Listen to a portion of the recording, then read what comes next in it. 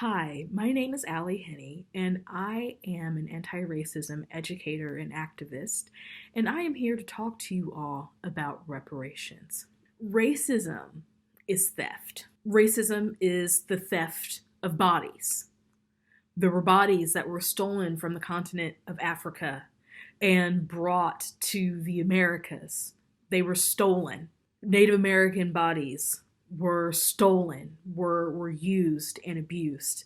Racism is the theft of bodies. Racism is the theft of wealth. All over the world, white supremacy has taken wealth from people through imperialism, through conquest, resources, treasures, culture, all sorts of things like that. The wealth of people has been stolen. Racism is the theft of wealth. Racism is the theft of dignity.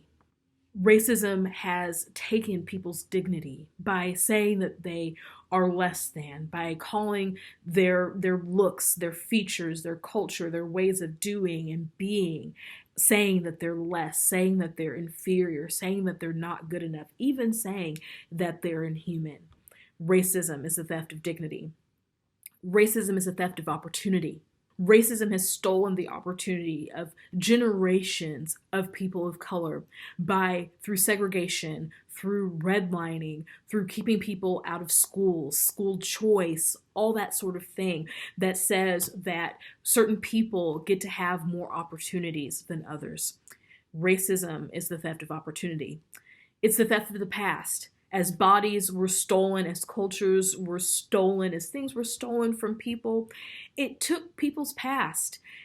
People like me, who are of African descent, we don't know often where we came from. Those of us who are descended from enslaved Africans, we often don't know where we came from. We only know that we came from the continent of Africa, but we don't have our languages, we don't have our people, we don't have our tribes, we don't have a lot of our customs or cultures the way that they were when they were stolen from us. It's this theft of the past. Racism is also the theft of the future. People like Michael Brown and Emmett Till and Rekia Boyd and Atatiana Jefferson and Breonna Taylor will not get to see the future because of racism. Racism is theft of the future. It's the theft of labor. The theft of people's labor through having to be domestic workers, of having to be slaves, of having to work in jobs that were less than dignifying when people's potentiality was to be more, was to do more than to pick cotton or to nurse white people's children or to clean their toilets. It's a theft of labor. Racism is a theft of culture. We've already talked about how languages, tribes, tongues were stolen from people. It's the theft of customs. It's the theft of cuisine. It's the theft of clothing. It's the theft of jokes. It's the theft of hairstyles. It's the theft of all of those things that we won't get to know or get to see or get to have evolved because those things were taken from us. It's the theft of ideas. How many people do we know that we have seen in the news recently that somebody like, Jack Daniels, the whiskey, the famous whiskey, that there was actually a black person behind that taught Jack Daniels everything that he knew? Or KFC, the secret recipe was likely created by a black woman. There are all sorts of ideas, all sorts of things that have been stolen from people's cultures, ideas that have been stolen, that have been plagiarized, that have been passed off as belonging to someone else when in fact they originated with marginalized people. Racism is the theft of place. I've already talked about how people were stolen from the continent of Africa, how indigenous people were displaced from their tribal lands, their ancestral lands, and pushed into ever decreasing acreage of land in places that their people weren't from, that places that their people didn't, that land that their people didn't know, but they've been pushed onto reservations. They've been marched from one side of the country to the other. It's theft of place. It's theft of knowing where one belongs in society. Our Asian American siblings, they lose their place. They've come here, they've lived here.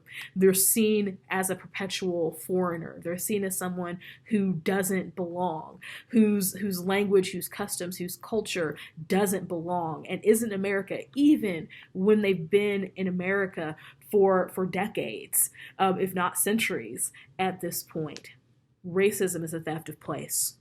Reparations, and I'm talking specifically about reparations as it pertains to the Black community, but we could extend reparations out to Indigenous people. We could extend this out to Native American people. We could extend this out even to Latina people. We could extend this out in concentric circles farther and farther. But my context, what I know best, is the Black American experience. And reparations seeks to address the theft caused by racism by shifting the resources from those who have wealth, those who have benefited from the theft, to those who have been most impacted by injustice. Reparations isn't intended to be punitive for the people who are paying. It's about repairing or restoring the injured party. Now, I think about this when I think about several years ago, some good friends of mine, some very good friends of mine, lost everything in a house fire. Whenever I say everything, I mean everything. They drove up to their house and that they had the clothes on their back. They lost a mother and grandmother in the fire. They lost their pet. They lost all their clothes. They lost some pictures. There were some things that there were a few things that they were able to preserve, but pretty much everything that they owned was lost in that fire. And so our community, they were people who were pillars, who were fixtures in my faith community.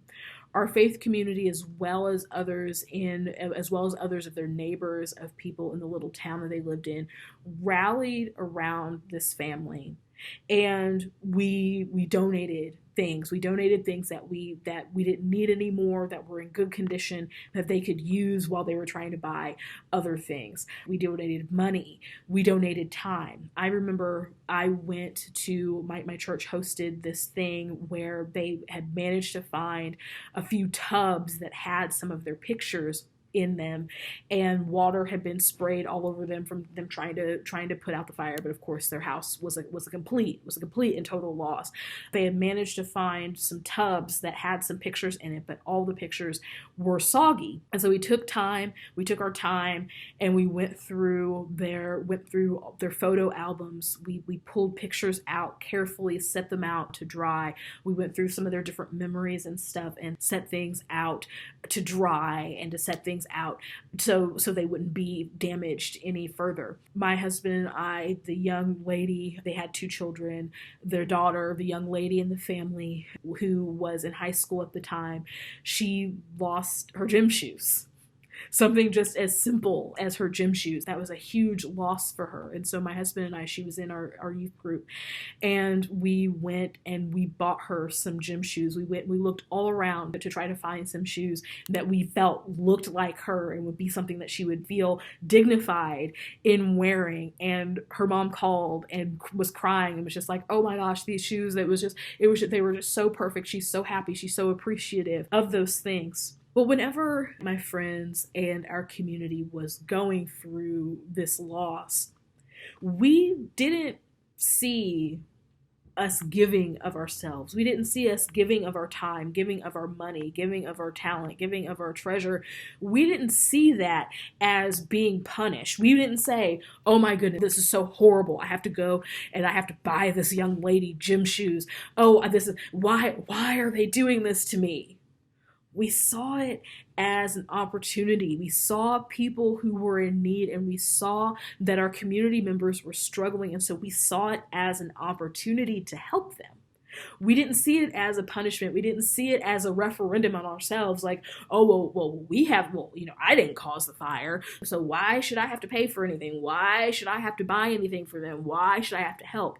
We had care and concern for the people in our community. So how much more? I gave an example from my own life of a time when a community rallied together, when we were able to come together and to help people who had experienced harm. How much more should we be prepared to help our neighbors who have experienced loss from racism? Now, racism, of course, is not a house fire. It's not something that was random and happened unintentionally and caused all this thing. Racism, of course, is something that was concerted, that is often thought out and premeditated. It's something that's often baked into our culture.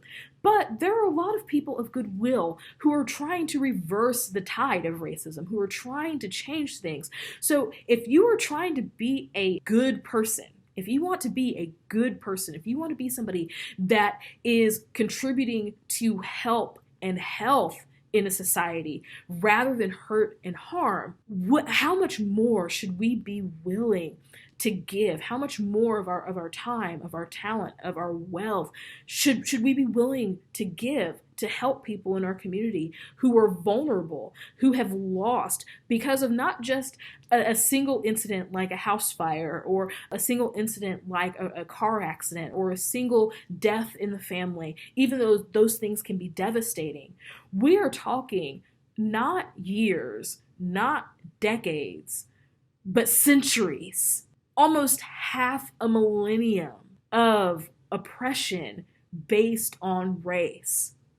As people of goodwill, how much more should we be saying, hold on, I can give something, I can help something, I can do something of substance, I can do the right thing and help people in our society who are vulnerable. Something that kills me here is that white people act like they don't understand the concept of reparations when it is literally right there, baked into the culture, into the general American culture. I cannot think of how many times I have seen TV shows, have read books, have seen different programs or engaged with different types of media where the concept is, and it's usually a kid for whatever reason in these instances, but a kid is playing baseball outside and the baseball goes through the window and breaks the window of their neighbor's house. Or a kid decides that they're going to steal candy from the candy store. They're going to steal something from the mall, or whatever, insert whatever relevant cultural thing is happening. Or there's some type of damage that is done, usually by the protagonist in the story. There's some type of damage that's been done. And usually the way that the trope, because this is a cultural trope, and usually the way that it goes is the person does the damage, they try to conceal the damage, they try to deny, they try to deflect, they try to do all these other types of things until they're found out. And then they're found out, and then, because usually the protagonist is a child in these cases, not always, but usually it's a child or a teenager, that person's found out. And so then the person's parents come and they sit and they have, the Mike Brady, the Danny Tanner, the Andy Griffith, or excuse me, the Sheriff Taylor talk with the child. And they're like, oh, Opie, oh, DJ, oh, Greg, oh, Marcia, whatever. They have the talk with the kid. And it's like, you shouldn't have done this. Oh, what were you thinking? And the kid's like, oh, I feel so bad. I feel so bad for stealing the candy. Oh, boo-hoo, I feel so bad for throwing the baseball and hitting and breaking the window. Oh, I feel so bad for going to the mall and stealing something out of this really fancy store that I couldn't afford. Oh my goodness, I feel so horrible about it. And then what happens? The parent says, well, now, because it's usually the dad, not always, but it's usually the dad in these stories. It's like, oh, well, now, you did this, you stole this thing, you broke this thing, you did this thing that you otherwise weren't supposed to do. So now it's going to be time to pay that thing back. It's going to be time to go back. You've got to go and you stole some candy from the candy store. So now you've got to go and you've got to work for the shopkeeper, and you've got to work and you've got to pay off that candy that you stole. So the kid goes and they work for a week at the store. I mean, they stole, like 5 cents worth of candy, but they out here working for a week, I guess, with labor and taxes that's how it is. And so they work off to repay the shopkeeper for what they stole. And of course, the other lesson within that is that it's not so much about what you stole and the value of what you stole, but it's about the broken trust. It's about all that. And so the kid working at the store is supposed to somehow repair all that. Or if a window is broken, well, then the kid, maybe they have to, go in their piggy bank and they have to pay out of their allowance. And oh my goodness, but I was saving up for a new bicycle and now I have to pay all this money to Mrs. Robertson down the street in order so she can repair her window. Or oh my goodness, I guess I've got to go and I've got to help Mrs. Williams pull weeds out of her flower patch as a way to repay the damage that I did for breaking her window. Or oh my goodness, I've got to go and I've got to do community service because I stole something at the mall or whatever. We understand as a culture what it's like and what it means to repair. White people have been teaching one another the value of repaying and restoring and repairing damage that has been done both intentionally and unintentionally, both unintentionally and explicitly. Somehow we've had this thing in our culture. We have these concepts and ideas that we're taught from a very young age. Oh, you broke a window. You got to pay for it out of your piggy bank. We've been taught those things, but people can't grasp that they should pay reparations. They can't. White people especially, act like, oh my goodness, reparations. I don't know how that works. I don't know, blah, blah, blah, blah. But it's as simple as that. It's as simple as something bad happened. Something that was wrong happened. And so now we are going to repay. Now we are going to pay for that thing that happened. We're going to pay for the damage that's been done. We're going to try to restore the things that have been broken. Now, I understand that you might be listening to this. You might be thinking to yourself, well, self? You might be arguing with me in your mind like, oh, but Allie, slavery, Jim Crow, all that stuff, that was centuries ago. That was things that happened decades, it happened years, it happened decades, it happened centuries ago. And it has nothing to do with me. You might be arguing with your mind to say, it has nothing to do with me. I never owned a slave. It has nothing to do with me. I never segregated anything. It has nothing to do with me, for whatever argument that you might be having with yourself and having with me in your mind. But the truth is that white people have benefited from the theft that is racism. Not for days, not for weeks, not for months, not for years, not even for decades, but for centuries. White people have benefited from this theft. They've benefited from the theft of labor. They've benefited from the theft of bodies. They've benefited from the theft of dignity, from the theft of opportunity, from the theft of people's past, from the theft of people's future, from the theft of people's labor, their cultures, their idea, their place in society. White folks have benefited from that. Everything down to the house that you live in the neighborhood, on the street where your house is. All of that exists because of various forms and instances of theft. And no, you know what? You might not have walked into somebody's house and took somebody's house and kicked a black person, literally went and kicked a black person out of the neighborhood that you lived in. But I can guarantee that somewhere along the line, the land, first of all, that your house sits on, first of all, was stolen from Native American people. So number one. But number two, the way that your city is set up, the way that your town is set up, who lives there, who has been excluded historically from living there, even if they might live there now. History of people being excluded there. If your town was a sundown town, you're complicit in, at some point, you are benefiting from the theft. You're benefiting from racism.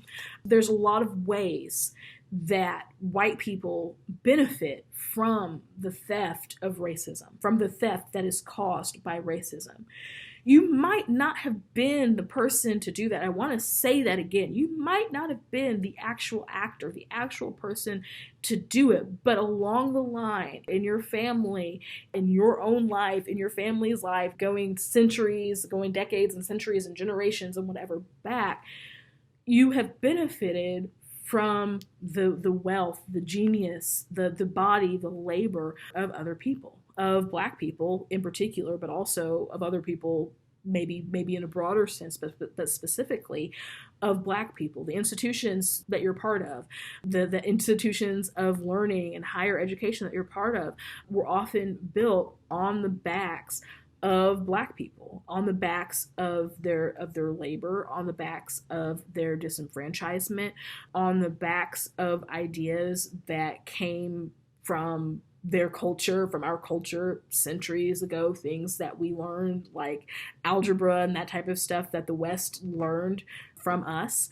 Those things, there's a long history there. And so there isn't a white person in the United States alive today that hasn't benefited from the legacy and from the history of slavery. One of the things that I like to do in these talks that I give, I am among being an anti-racist educator and activist and all that. I'm also a Christian minister. I used to be a youth pastor. I think I referenced that earlier in the talk. I'm actually on my way to being ordained, hopefully, in the Episcopal Church. I've since changed my religious affiliation, or my Christian religious affiliation. And so something that I like to do in these talks is to share from the knowledge and wisdom that I find in the Christian scriptures. Of course, this isn't an attempt to convert you to Christianity or to convince you of any point about the Bible being scripture or anything like that, but it's something that, it's important to my culture, it's important kind of to my self-understanding, the understanding of my world. And so I want to speak to you just kind of in a theological way, but I wanted to preface that, I wanted to say that before I said this. So there's a story in the New Testament, specifically in the book of Luke, about a man named Zacchaeus.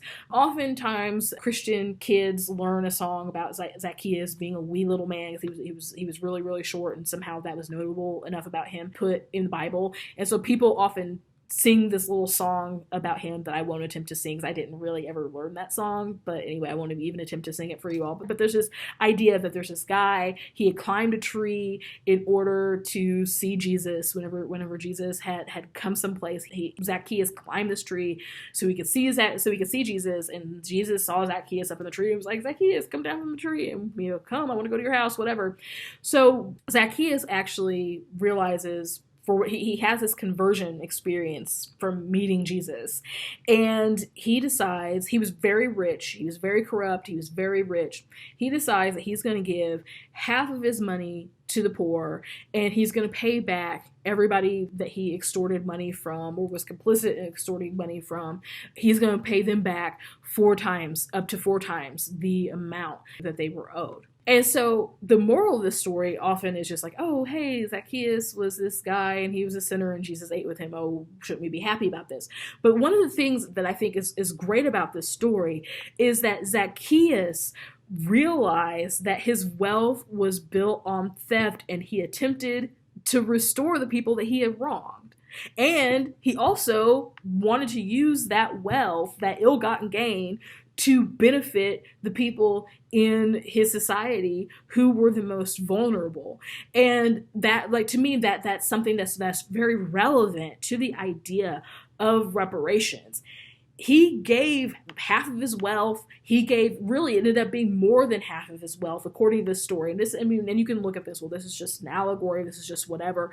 It doesn't really matter whether it really happened or whether it didn't happen. The idea, the concept that somebody would recognize that they were wrong, and that they would recognize that their wealth is unscrupulous, that their wealth came to them by unscrupulous means. And they were to recognize that and not just say, okay, because we could easily, the story easily could be this person realized that, and so then everything else that they got, they stopped doing the unscrupulous stuff, and then all the wealth that they got, from then on out went to stuff. But no, the story illustrates that it is this person's existing wealth, the idea of a person taking their existing wealth and giving it away.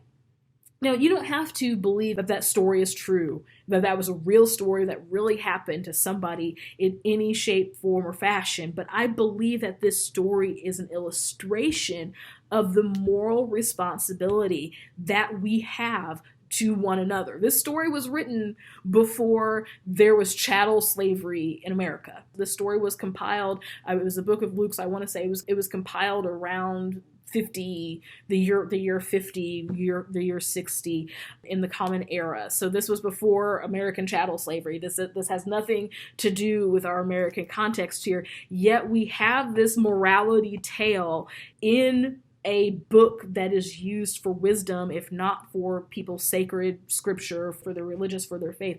But this book that lots of people over the centuries have turned to, over the millennia, have turned to for wisdom. So whether you believe it's true or not, and that it actually happened or not, it makes no difference. The story is an illustration of the moral responsibility that we have to one another.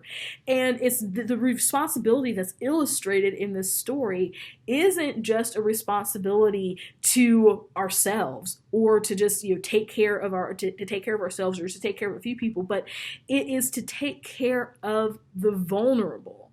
And it's also to attempt to repay the damage that is done to others. So the story isn't just about a rich man giving away his wealth. It's about a rich man taking what he has and giving it to the most vulnerable, and taking what he has and attempting to repay and repair damage that was done to others. So this brings me, and I'm closing now, this brings me to a point here. What if white people in particular, but what if people specifically, what if people shifted their mindset about reparations from I'm being punished for something that I didn't do? What if we took that mindset and we shifted it to say, I have the opportunity to bring hope and healing to a community? And that's really what it is to me, is that reparations is an opportunity to bring hope. It's an opportunity to bring healing. It's an opportunity to restore, to undo as much as one can undo, but to undo things that were wrong, things that were done wrong, and making those things right. A little bit of money, a little bit of funds, contributing to understanding the history, contributing to being able to help people who are the most vulnerable and the most in need right now. That might seem like a small thing, but it's huge. A couple of $100s can make a difference to anybody. It can be the difference between paying a bill and not paying a bill. It can be the difference between having shelter and not having shelter. It can be the difference between eating or not eating. So rather than seeing this as something that is a punishment for being white, that's a punishment for something that you didn't do, that you had no part of, that you didn't actually, that you didn't do it, you weren't there to see it. What if you saw reparations as an opportunity to help? Thank you.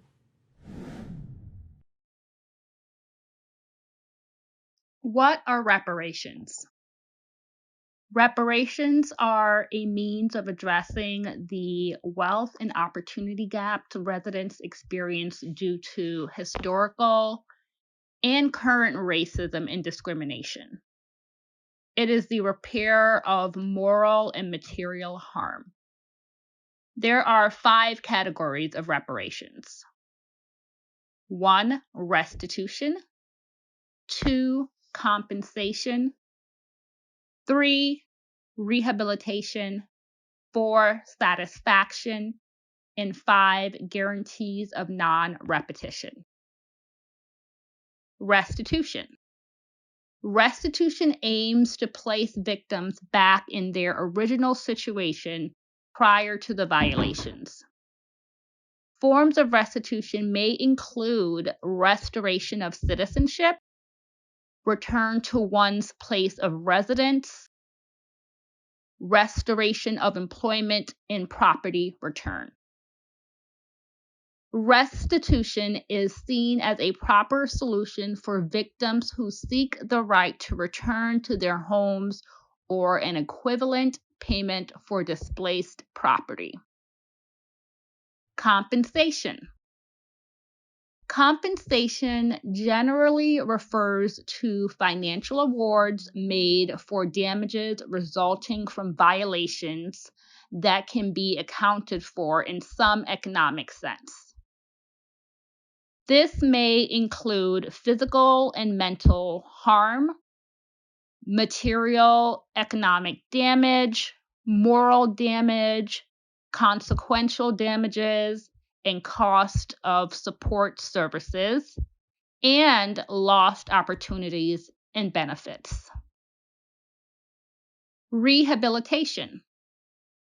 Rehabilitation is intended to provide care and services for victims beyond monetary payments. Rehabilitation can include physical and psychological care, as well as social and legal services, often in a community-focused context. While rehabilitation emphasizes the provision of services and care for victims, it may also be provided through payments rather than in-kind services. Satisfaction. Satisfaction includes a large number of possible symbolic forms of reparations, such as official declarations, public apologies, commemorations and tributes, truth-seeking and public disclosures, and verifying facts and searching for the disappeared. Satisfaction also includes memorialization through the marking of important locations, building of museums, renamings, and holidays. A court's finding of guilt may even be considered a form of satisfaction. Satisfaction is most often collective in nature, but can have an individual component if victims are identified for specific symbolic acts. Lastly, we have guarantees of non-repetition. Guarantees of non-repetition, which focus on the prevention of future violations, are crucial to providing assurance to victims who may fear retaliation or future harm. State measures that promote political stability, encourage monitoring, and improve the rule of law prevent future violations and ensure that reparations are not simply a short-term measure. These efforts may include strengthening civilian control of the military, providing human rights and international humanitarian law trainings, creating codes of conduct, improving the independence of the judiciary, and establishing mechanisms for prevention and monitoring. Individual and collective reparations. Collective reparations are often utilized when there have been such massive human rights violations that individual reparations are unlikely. While individual reparations recognize specific harms to specific victims, collective reparations acknowledge collective harms felt by entire communities and increase the effectiveness of resources. Now we are looking at data from the 2019 survey of consumer finances. This data details great racial wealth disparities. In the survey, white families had the highest level of both medium and mean family wealth. Black and Hispanic families have considerably less wealth than white families. Black families' median and mean wealth is less than 15% of that of white families. The Washington Post also conducted that the Black-white economic divide is as wide as it was in 1968. This is repair. The Reparations Ambassador Program, combined with the newly formed Community Repair Fund, will provide repair for various levels of discrimination to communities while educating white and non-Black people on what reparations truly is. If one would like to call this reparations, that's fine. If not, that's okay too. What matters most is that there is actual repair happening and guarantees of non-repetition. When we focus on the word repair, it brings a deeper meaning and broader context. When the federal and now some local governments drag their feet at substantial restorative justice, white people, you, can do the work and make the impact on a community level, the level where we can see what needs to be repaired, how to make the repairs, and see the faces when the healing occurs. Reparations need to also come from the federal government like it has historically for other races. But I believe the Reparations Ambassador Program embodies what it means to live in a democracy while also holding our government accountable. This program aims to bring awareness to reparations and fill in the gaps. As the founder of this program, I have made a commitment to this program. And if someone told me a few years ago that I would be doing this, I would say there's no way. But I have been called to do this and make the necessary sacrifices to see it through. Now we're going to talk about the Reparations Ambassador Program in more detail. Reparations ambassadors are white and non-Black people committed to taking on the burden of learning about reparations, talking to others about reparations, and raising funds to repair harm done to the Black community so that it does not fall on Black people alone. The funds raised will go into a public community repair fund to serve as direct cash payments. Ambassadors will work to restore what was stolen from Black people through contributing to the financial repair, finding additional resources, and anti-racist education. The program is conducted in 3 main phases: statement of interest and intent, core team training, and outreach events. During the training, ambassadors will be given tools to address their own understandings of race, racism, and the policies that have contributed to racial segregation and systemic disadvantages for Black individuals and their families. The training sessions will include topics like decentering whiteness and anti-racism work, a cartography activity and discussion of safe spaces, the history and geography of racial segregation in the U.S. and Evanston, facilitating truthful conversations with friends, family, and strangers. Outreach will include education and contribution, and there will also be follow-ups, continued support, and recorded metrics. About the Community Repair Fund. The Community Repair Fund seeks to address various levels of discrimination, racism, wealth gaps, and help to close specific disparities in the community. The funds will be on a public platform in which the dollar amount will be transparent and who contributed can be seen or remain anonymous.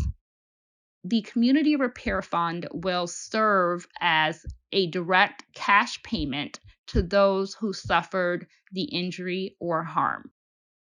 Evanston Present and Future was awarded a grant from Crossroads Fund to support the Reparations Ambassador Program and educate residents on reparations, repair harm done to the Black community, and strengthen the Community Repair Fund to ensure the well-being of those facing prejudice or discrimination.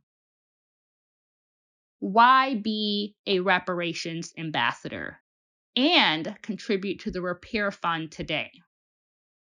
Well, what is it to see all the news, read all the studies, and hear all the stories of discrimination and disparity and do nothing? Now, if one is ignorant to societal issues, then it's understandable not knowing what to do or where to begin, or that there's anything to fix and repair to begin with. But once we know, we have an obligation to contribute and to do something. And more importantly, we have an opportunity to contribute to the solution. This is that opportunity. By making the Reparations Ambassador Program a success, you help create a model of success that can be replicated and a movement that can become national, making an impact that will be felt for generations. Be a part of a pioneering movement to bring forth restoration, healing, and justice by joining the Reparations Ambassador Program. No matter how big a nation is, it is no stronger than its weakest people. And as long as you keep a person down, some part of you has to be down there to hold him down. So it means you cannot soar as you might otherwise. A quote from Marian Anderson. Hi, my name is Laura Lindroth. I'm the Director of Programming and Community Engagement at Rainbows for All Children here in Evanston, Illinois. It's a nonprofit that trains volunteers in community-based sites worldwide to lead support groups for children that are grieving from some type of loss or trauma. So I love the work that I'm doing there, partly because I'm from the Evanston community. I grew up here. I moved away for about 15 years, and now I'm raising my family here. So it's a really nice thing to be able to give back to the Evanston community as well as the global community. In addition to that, I have a side business in the global hemp industry in cannabis. And I got started in cannabis actually at the age of 14. I was part of the NORMAL program, which was the decriminalization of marijuana. And I got involved with that in part because I recognized that this was something that people were being locked up for very small infractions. And mostly the people that were being arrested for marijuana were people of color. And that there was definitely injustices that were being done around this really truly medicinal plant that has so many health benefits and was unfortunately categorized as a drug that really it shouldn't have been. So in any case, this is something that's near and dear to my heart. And when I heard that here in Illinois, in Evanston in particular, that Illinois had made the decision to use some of the marijuana taxation. When marijuana became legal in Illinois, they were going to use some of the tax money in reparations. And here in Evanston, we decided to use that reparations money to go back to people of color. And I thought, oh my gosh, here we finally are going to make an impact. You know, we're going to do something right because these are people who have been so negatively impacted by cannabis for so long and by the government and things like that. And so here we are going to do some sort of piece of justice with this. But the unfortunate thing is, like so many things that we white people in particular tend to do, we didn't really go about it in maybe the best approach. And so in Evanston, although we are the first community to do this, and it's great that that's being done, there's some barriers, unfortunately, that were caused by this reparations program in Evanston. So for instance, people of color have to apply, and there's a whole process to being able to prove their historical generations that have lived in Evanston, and how long, are they truly an Evanston resident, and, how long has their family been in Evanston, and that sort of thing. And then it's really, they have to have a certain credit history and things like that, things that make it difficult for just about anybody to apply, or not everybody can apply for this. Not everybody's going to get the reparations money.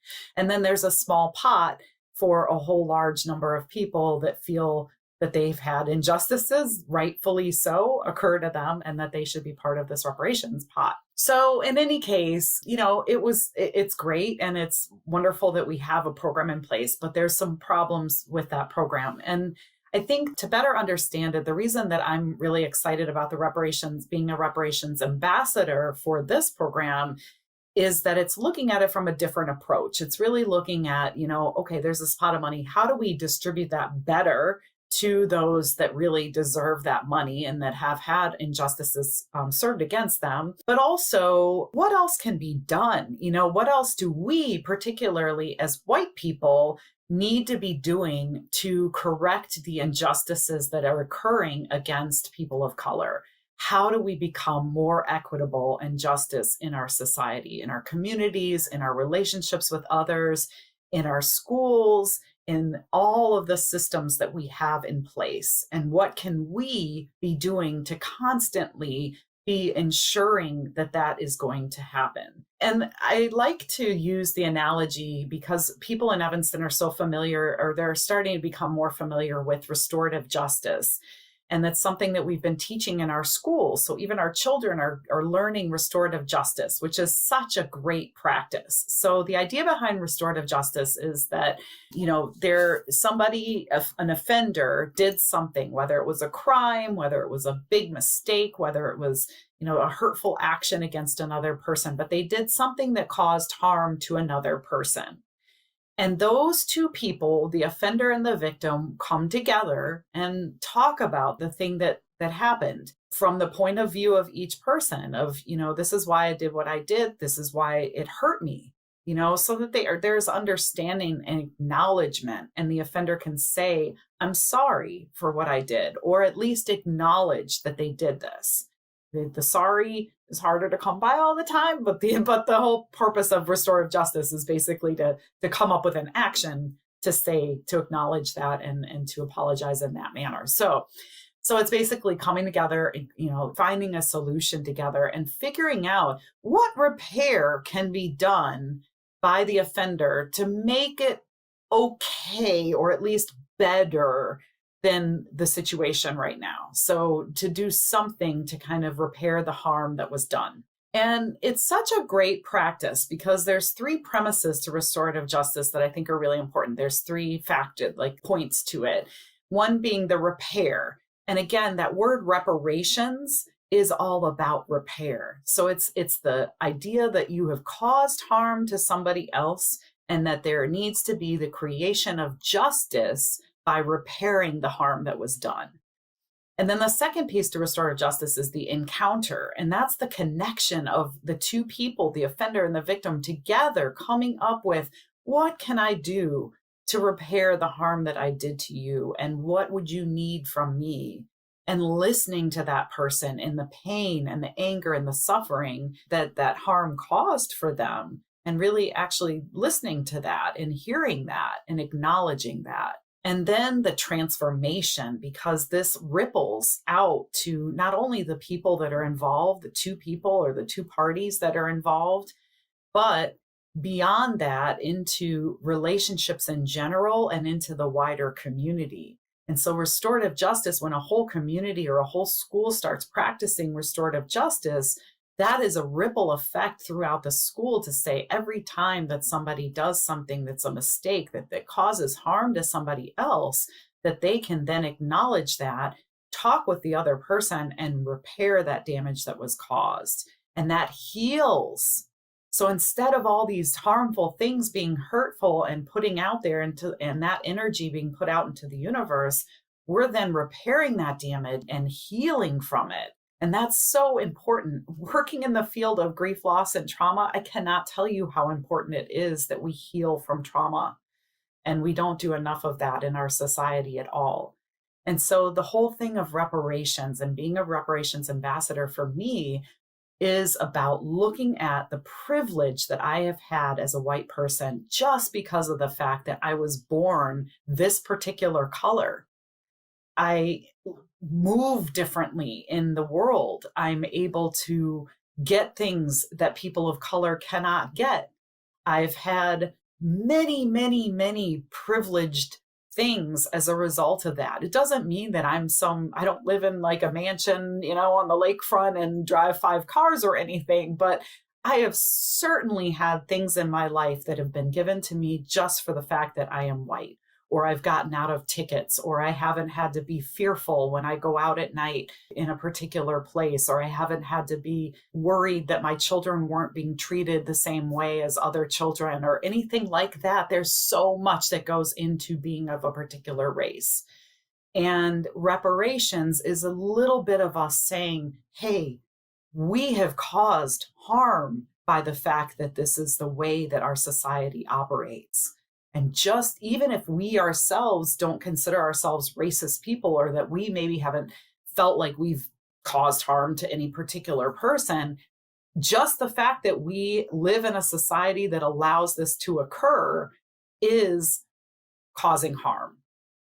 And so the way to create some piece of making atonements and making repair to that damage that's been caused is by having a reparations program that gives back to people of color. So it's digging deep into our pockets and saying, hey, I'm not just going to go buy some marijuana at the dispensary and hope that my little teeny tiny portion of that tax money that I paid for that little bud that I bought or something is going to then trickle down to this person and, oh, I'm off the hook then. I paid money. I contributed to the reparations and they got their funding. No, it's so much more than that. It's really digging deep into, yes, monetarily, what can we be giving financially? What, not just a little bit, but really digging deep and saying, hey, this is my hard-earned money that I've worked hard for, and I want to make sure that it goes to the people that really, truly deserve this. And I am going to dig deep into a portion of that money that will make me feel like I am at least giving something back for the harm that has been caused.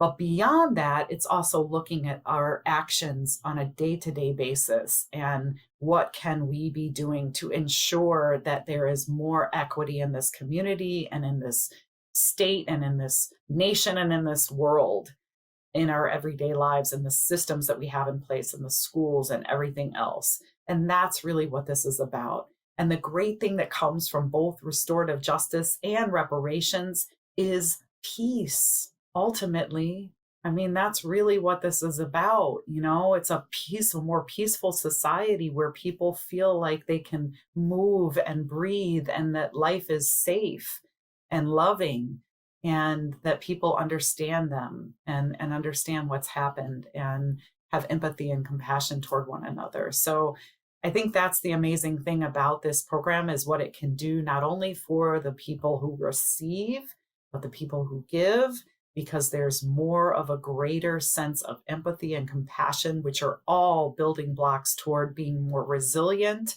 and to having a better, stronger, more peaceful community in the long run. Thank you so much. My name is Julia Ferguson. I was born here in Evanston. I'm a lifelong resident of Evanston, Illinois.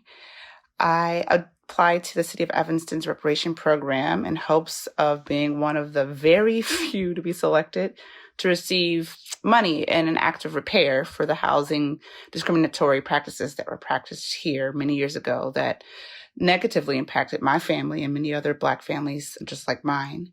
I applied as a direct descendant. My grandfather relocated from Missouri here to Evanston in the 50s, where he married my step-grandmother, Phoebe Ferguson. His name was Howard Ferguson. And they began their family here. They began their lives here, and they were discriminated against. Housing was just one of the areas. I am hopeful that the program will broaden beyond housing very soon. There are many of us descendants and people who moved here in hopes of, a better life, a good life, that were discriminated in many ways, housing being just one of them. My thoughts overall of the program is that it seems rather limited. I have to admit that I did not fully understand or appreciate what this program was seeking to do until relatively recent. Actually, as I was applying is when I got the full breadth of it. And I'm a bit disappointed that it doesn't seem to be as encompassing as it could have been. And it definitely will not reach very many people that were discriminated against and are due repair from the city, and those who have benefited greatly in the city and still benefit greatly from those harms that were caused. The Reparations Ambassador Program definitely seems like a good start on how to broaden and how to make sure as many people can benefit as possible from what is due. I mean, it's not really so much a benefit, it is what's due to repair this harm. There are family members such as my own who do not live in Evanston any longer. They can no longer afford to live here. There are so many other barriers that prevent them from being able to live within the town that we were born in and grew up in and called home for many years. And I think that's a problem. I think it's directly related to some of the harms that were done and continue to be done, not just in housing, education, healthcare, the job market itself. Being that I would consider myself pretty educated, I've gone through law school and passed the bar, and I applied for many, many years, various different positions throughout the city itself, the organization of the city of Evanston it is, throughout many Evanston businesses, Northwestern. I never got called in for an interview. Now, I'm not saying that each and every single instance is related to some type of racist decision-making policy, but I do think that there are significant barriers to allowing people of color to have opportunities within the city and within the framework that runs the city and within the framework that keeps the city the great city that it is. I am very proud to be an Evanstonian. I love Evanston. There are times I wish I could do more for Evanston than I do, which is a lot because I love the city. And I think the ambassador program is one of those programs that's trying to change that, getting ownership in the repair from the communities that are greatly benefiting from it, which is the non-Black community, which is another great thing about the ambassadors program. It's looking to pull resources and ownership of the repair from a broader community, not just limiting to the first whatever percent. So this is a way that an ongoing flow of funds can be received. I'm not sure. I don't create laws. I don't have any knowledge about how to fund things publicly, but things such as like when I think of the Veterans Homeownership Program, like being able to have tax-free housing, right? There are other ways to give repair in the housing arena, education, being able to attend Northwestern. It's right here. It's definitely benefited from these harms and can help in the repair. Being able to have first dibs on, there's just other ways to do it. So I'm hopeful about the future of the city's program and even the ambassadors program. And maybe they could work together or they could complement each other or even the creation of other programs that can really, truly address the Evanston community as a whole, because there are beautiful parts to our history, and learning from these harms and repairing the harms is a step necessary at the healing for those like my family. And like I mentioned, those who, like my family, cannot live here any longer. I don't think being an Evanston resident should be the only qualification, right? If you no longer live here for all these myriad of reasons, you still are due repair. So I guess the thoughts that I would like to share about the City of Evanston's program in general is that,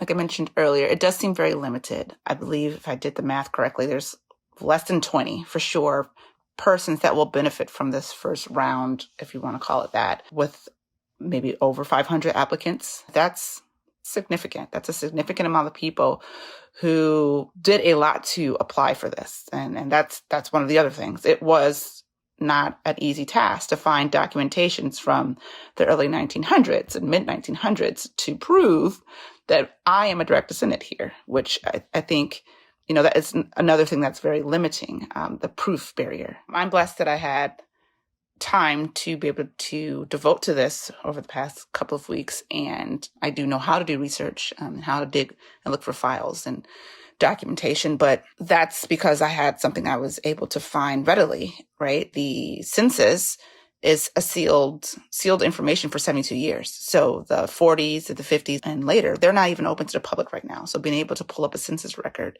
for anyone after the 40s is limited. You cannot do that. Then there is trying to remember exact addresses that family members lived at, if you're one of those families that moved around a lot. It was a lot to go through and hoops, I felt like, set up. And 500 is a very low number, right? Like there are way more than 500 direct descendants, living persons affected. There were more people that could have applied and didn't. So I think that's very telling. I think the ambassadors program is aiming to broaden that number of persons eligible to receive repair, right? In whatever form that looks like. I think also limiting $25,000, and it says up to $25,000, so that's not even a guaranteed amount, to just persons through home ownership, right? Directly benefiting the institutions that created the harm is another limiting factor. Now, I'm aware that there are goals in expansion, but I am hopeful that the next steps take it broader and bigger than this first step, right? I'm hopeful that the harms that need to be repaired fully can be done in a way that benefits more than 20 people. And I'm hopeful that the funding to do that is available. So my overall impressions of the Evanston program is that it's a good start. I am extremely appreciative of all the time and dedication and hours, and I'm sure back and forth that the creators and those that are still involved have taken to ensure that the city steps up to begin repairing some of the harm. I am not aware of what it takes to politics to get this, but I would imagine it was very difficult. It's gained national attention, and that puts a lot of targets on some people. And so I appreciate the vulnerability and the risk that has been taken. I don't want any of these comments at all to seem as though I am not appreciative, because I am. I just know this is the beginning and there's nowhere else to go but up from here.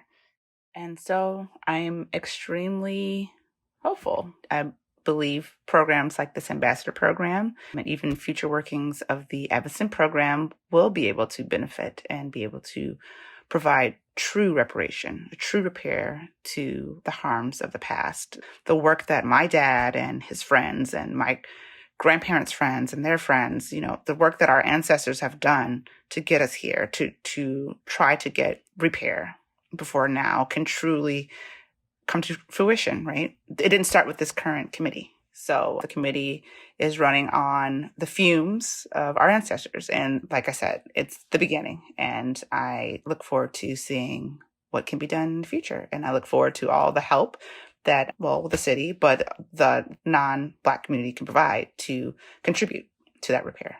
So thank you for allowing me to speak and to give my thoughts as an Evanston resident and applicant, but also as a member of this community, this vibrant, beautiful community.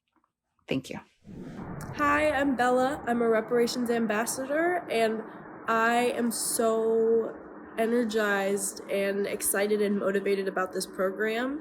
I think it really has the potential to transform Evanston and the entire country if it can be replicated. Like, the government clearly has failed and will continue to fail in terms of achieving real reparations and achieving fair wealth distribution in general. And I think it's still a social responsibility, if you have that wealth, to share it, because you owe your reparations, And I just think it's like Evanston has such a kernel of potential for this program. I think that we're like a very unique place, and we have everything that we need for this to be a success. And I can totally see it completely making Evanston into a radically more equitable city on all scales. My entire life, Evanston has been talking the talk on racial equity, and the truth is that until we have real reparations, we are not going to see racial equity in Evanston. And our government let us down with the reparations that they offered, and so we're taking it into our own hands, and we need to start normalizing wealth distribution. Every single one of us who has the money needs to acknowledge that our wealth has come from slavery, one way or another, and that we owe these reparations, and that it is a daily responsibility. I think it's going to be ground changing for Evanston, truly, because I mean, we got some rich folks up in here, and imagine what it would look like if that wealth was distributed across the city equitably. Hi, my name is Lindsay Wade, and after years of living and working in Evanston, I am proud to say that I am a strong supporter of Evanston's Reparations Ambassadors program because it is a unique and assertive way for non-Black people to provide repair to the racial harm that they have caused to the Black and African American people living in Evanston. What I think is extremely special about this program is that it provides non-Black people a way to actively engage in repairing racial harm as opposed to other initiatives by which use taxes and fees to fund reparations rather than directly soliciting funds from the people who caused the harm in the first place.